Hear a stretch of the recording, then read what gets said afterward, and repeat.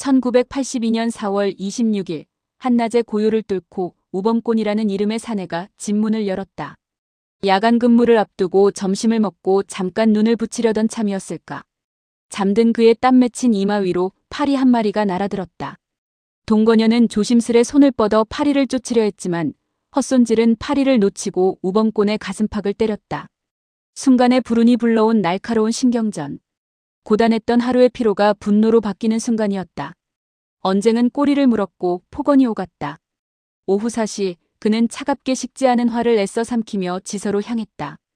그리고 저녁 7시 반 국류면의 고요한 저녁 공기는 알코올의 씁쓸한 냄새와 함께 불길한 기운으로 물들었다. 만취한 우범곤이 다시 집으로 돌아온 것이다. 그는 이성을 잃고 동거녀에게 무차별적인 폭행을 휘둘렀다. 핏물이 흥건한 코, 일그러진 얼굴. 비명소리에 놀라 동거녀의 친척 언니가 달려들어 말렸지만 그녀 역시 주먹 세례를 피할 수 없었다. 쿵, 쿵, 쿵 벽을 타고 울리는 둔탁한 소리가 작은 시골 마을에 스산하게 퍼져나갔다. 소란에 동네 사람들이 몰려들었고 그들은 동거녀의 편에 서서 우범곤을 비난했다. 대낮부터 쌓였던 분노와 술 기운이 뒤섞여 광기로 변하는 찰나였다. 그는 끓어오르는 화를 이기지 못하고 다시 집을 나섰다. 온천접대로 비어있는 국류지서 그 뒤편에 묵이고 어둠 속에서 녹슨 빗장이 열리는 소리가 섬뜩하게 울렸다. 에미 카빈 2자루, 실탄 144발, 수류탄 8개. 차가운 금속이 그의 손에 쥐어지는 순간 마을 전체가 드리운 절망의 시작을 알리는 종소리가 되었다. 한 이웃 주민이 용감하게 그를 막아섰다. 범꾼아, 이러지 마라. 잠시 그의 말은 총성과 함께 허공으로 흩어졌다. 첫 번째 희생자였다. 멀리서 지서로 향하는 우범곤의 뒷모습을 보던 그의 아들이 소리쳤다. 위아래도 없느냐? 절규가 메아리쳤지만 이미 그의 귀에는 닿지 않았다. 지서로 돌아온 우범곤은 방위병들과 술을 마시며 시간을 보냈다.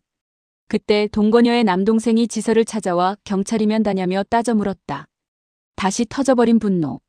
카빈총의 놀이새를 당기는 날카로운 소리, 철컥. 만류하는 방위병에게도 총구를 겨눴지만 다행히도 그 방위병은 사살되지 않았다.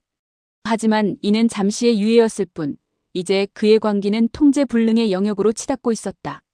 밤 9시 40분. 지서를 나선 그는 대구에서 표구사를 하는 26살 청년에게 총을 쏘았다. 첫 사격은 신호탄이었다. 국류면 토곡리 재래시장으로 달려간 우범곤은 장을 보러 온 마을 주민 3명에게 무자비하게 총을 난사했다. 흙바닥에 피가 흥건하게 고이며 싸늘한 밤 공기와 함께 공포가 시장을 덮쳤다. 9시 45분 마을의 숨통을 끊어버릴 듯 그는 국류 우체국으로 향했다. 여성 교환원 2명과 숙직 중이던 집배원 1명이 그의 총탄에 쓰러졌다. 통신마저 끊으려는 잔인한 계산. 하지만 24살 여성 교환원 전모 씨는 죽음의 문턱에서 마지막 힘을 쥐어짜냈다. 행정전화와 의령 우체국 간의 코드를 간신히 연결했다. 새벽 22시 34분 주민 1명이 그녀의 마지막 몸부림 덕분에 바깥 세상에 비극을 알릴 수 있었다. 그러나 이 작은 희망은 너무나도 늦은 경고였다. 10시 정각 앞곡리 매실부락은 아수라장이 되었다. 10여 분간 총기가 마구잡이로 난사되었고 주민 4명과 인근 마을 주민 2명이 쓰러졌다. 10시 10분 운계리 시장. 이제는 총기 난사를 넘어선다. 사람들이 모인 곳을 향해 수류탄이 던져졌다. 쾅. 굉음과 함께 흙먼지가 치솟고 아비규환 속에서 7명의 주민이 목숨을 잃었다. 비명과 울음 그리고 탄식만이 남았다. 밤 10시 50분.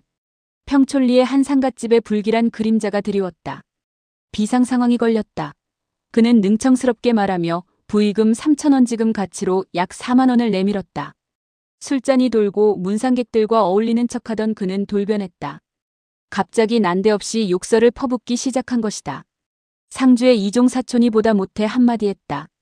경찰이면 경찰이지 상갓집에서 버릇없이 이게 무슨 짓이냐. 이 한마디가 다시 그의 광기를 자극했다. 그는 즉시 총기를 난사했고 상주 일가족을 포함해 무려 12명이 그 자리에서 쓰러졌다. 불이 켜진 집마다 찾아다니며 총을 쏘아 이곳에서만 23명의 희생자가 발생했다. 이 잔혹한 사륙의 현장에는 갓난아기의 울음소리가 들리자 아직 안 죽은 게 있어? 라며 되돌아가 총살하는 비인간적인 만행도 벌어졌다. 그 모든 공포의 시간 속에서 한 택시기사의 희생적인 행동은 어두운 밤을 밝혔다. 그는 집집마다 돌아다니며 외쳤다. 빨리 불 꺼요. 지금 불 안 끄면 다 죽어요. 그의 경고를 들은 주민들은 서둘러 불을 끄고 숨을 죽였다. 기적처럼 고요 속의 숨은 집들은 화를 면했지만 택시기사는 결국 우범권의 총에 맞아 싸늘한 죽음으로 발견되었다. 죽음의 문턱에서 대문을 살짝 열고 숨죽여 그 광기를 목격한 이들도 있었다. 그럼 경찰은 무엇을 하고 있었을까? 근무지를 이탈해 온천 접대 후 술에 취해 돌아오던 국유지서장 허창순 경사 일행. 밤 10시 50분 길에서 한 주민으로부터 긴급한 신고를 받았지만 그들은 이를 무시하고 지서로 향했다. 무기고가 비어있다는 보고를 받은 지서장은 현장에 없어서 다행이다라고 말하며 도피했다. 더 경악스러운 것은 그들이 무기를 챙겨 출동했음에도 우범권이 향한 반대 방향으로 향했다는 점이다. 바로 지서 맞은편에 면사무소가 있었고 경보방송을 했더라면 수많은 목숨을 구할 수 있었다. 하지만 국유지서 경찰들은 직무를 유기했고 상황은 걷잡을 수 없이 악화되었다. 자정 무렵 의령경찰서 경무과장과 보안과장 휘하의 전투경찰 순경 30여 명이 현장에 도착했다. 하지만 그들은 우범권의 위치를 파악하기는커녕 어두컴컴한 시골길에서 피격당할까 두려워 마을 초입에 다리 밑 등 곳곳에 숨어버렸다. 나중에 경찰은 이를 매복이었다고 변명했지만 여론은 분노했다. 주민들이 무차별적으로 살육당하는 동안 경찰은 숨어 있었다는 사실이 분명해졌기 때문이다. 다리 밑 매복이라는 말 자체가 어불성설이었다. 당시 관할 책임자였던 의령경찰서장 최재윤 경정은 어땠을까? 다음날 부산 서장회의 핑계로 하루 일찍 근무지를 무단 이탈한 상태였다. 뒤늦게 보고를 받고 범행 지역에 이르는 다리에 도착한 것은 다음날 새벽 1시 20분. 그는 경찰들을 규합해 범인을 수색하기는커녕 사상자들을 목격하고 두려움에 빠져 국유지서로 도망쳐 틀어박혔다. 많은 실탄을 가져갔다는 보고에 그는 더욱 겁에 질렸다. 마을 스피커로 경보를 울리거나 예비군을 동원하거나 인근 지서의 지원을 요청하는 등의 그 어떤 움직임도 취하지 않았다. 단지 내무부의 상황 보고만 할 뿐이었다. 밤 10시 24분 첫 신고를 접수했을 때 경보방송만 했더라도 희생자는 절반으로 줄었을 것이라는 냉정한 분석이 나왔다. 새벽 2시 2명의 주민이 목숨을 걸고 산을 넘어와 의령경찰들에게 출동을 재촉했지만 서장은 날이 어두워 시야 확보가 어렵다는 이유로 거부했다. 새벽 4시가 되어서야 마산시와 진주시의 기동대가 도착했지만 때는 이미 늦었다. 4월 27일 새벽 5시 35분. 평촌리 마을에 다시 나타난 우범권은 알고 지내던 주민의 집에 침입했다. 일가족 5명을 깨운 뒤 그는 손에 쥐고 있던 수류탄 2발을 동시에 터뜨렸다. 쾅! 섬광과 굉음 그리고 피. 그 자리에서 우범권 본인을 포함해 4명이 폭사했다. 그렇게 그날의 광기는 자멸로 끝이 났다. 경찰의 개입이나 저지는 없었다. 단 한 발의 총성도 울리지 못했다. 주민 살상이 진행되는 동안 경찰은 속수무책이었다. 이 믿을 수 없는 밤으로 인해 무려 62명의 주민이 사망했고 35명의 부상자가 발생했다. 병원으로 옮겨진 희생자 중 6명은 총상이 악화되어 결국 숨을 거두었다. 첫 번째 희생자인 청년과 우체국에서 피살된 전화교환원은 미혼으로 세상을 떠난 것이 너무나 비통해 유족들 합의하에 영웅결혼식을 올려주었다고 한다.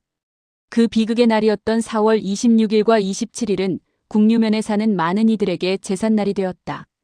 2000년대 중반 의령경찰서에서 근무했던 한 네티즌의 증언처럼 아직도 술만 마시면 경찰서를 찾아가 쌓인 감정을 토해내던 마을 주민의 모습은 그날의 상처가 얼마나 깊게 남았는지를 말해주는 것 같다.